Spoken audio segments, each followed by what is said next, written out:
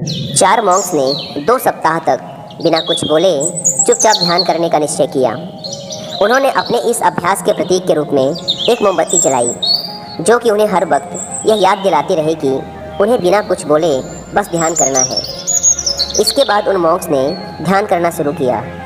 पहले दिन की रात होते होते मोमबत्ती टिमटिमाई और फिर बुझ गई।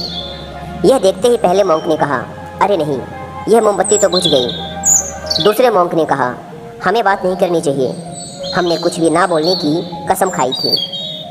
तीसरे मॉन्क ने कहा, तुम दोनों को बोलने की क्या ज़रूरत थी। चौथा मॉन्क हंसा और बोला, हा हा हा, मैं अकेला हूँ जिसने बात नहीं की। दोस्तों, उन सभी के बोलने के अपने अलग अलग कारण थे, लेकिन चारों में से प्रत्येक ने बिना कुछ सोचे तुरंत ही अपने विचार रख दिए। उनमें से किसी ने भी स्थिति को सुधारने का प्रयास नहीं किया। उसी आश्रम में उन चारों के अलावा एक बूढ़ा बुद्धिमान मॉन्क भी था। वह बिना कुछ बोले और उनकी तरफ ध्यान दिए बिना ही चुपचाप ध्यान करता रहा। इस तरह से उस बुद्धिमान मॉन्क ने बिना एक शब्द बोले उन चारों को ही उनकी गलती का एहसास करा दिया, जो कि वो चारों बोलकर भी नहीं कर पाए। बिना सोचे समझे और ज़रूरत से अधिक बोलने पर हमें खुद ही लोगों के सामने शर्मिंदा होना पड़ता है। एक समझदार व्यक्ति कभी भी बिना मांगे किसी को सलाह नहीं देता, क्योंकि वह जानता है कि बिना मांगे दी गई सलाह का कोई मतलब नहीं होता और ना ही सामने वाला उस सलाह को मानता है।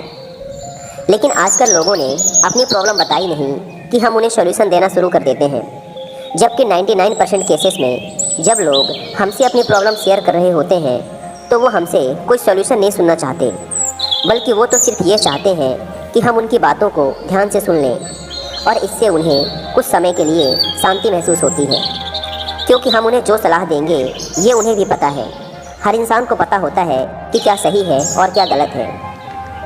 इसलिए जब अगली बार हमसे कोई अपनी प्रॉब्लम शेयर करे तो हम बस उसकी बातों को ध्यान से सुने, उसे सलाह देना ना शुरू कर दें जब तक कि उसने मांगी ना हो। क्योंकि सामने वाला इंसान बस हमसे इतना ही चाहता है कि हम उसकी बातों को ध्यान से सुने और समझें। ये बात तो आप लोगों ने भी सुनी होगी, हम जितना कम बोलते हैं उतने ही समझदार होते जाते हैं, और इसका उल्टा भी उतना ही सही है। जो जितना बुद्धिमान होगा वह उतना ही कम बोलेगा।